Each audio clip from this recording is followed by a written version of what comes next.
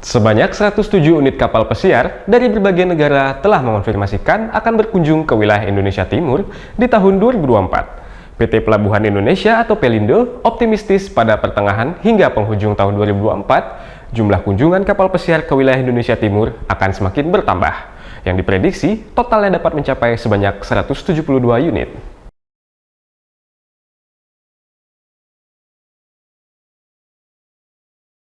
PT Pelabuhan Indonesia Pelindo mengonfirmasikan kunjungan sebanyak 107 unit kapal pesiar yang dijadwalkan singgah di wilayah Indonesia Timur sepanjang tahun 2024.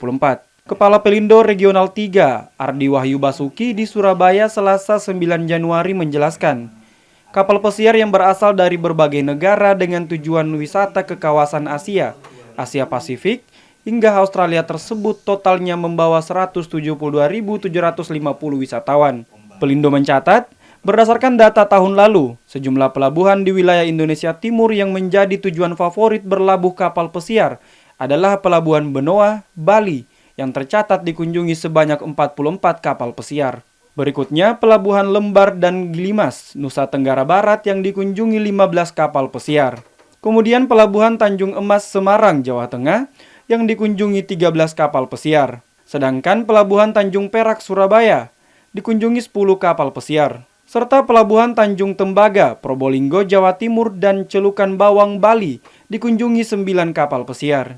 Sementara, jumlah kapal pesiar yang telah mengonfirmasikan berkunjung di wilayah Indonesia Timur tahun ini dibanding sepanjang 2023 lalu tergolong turun.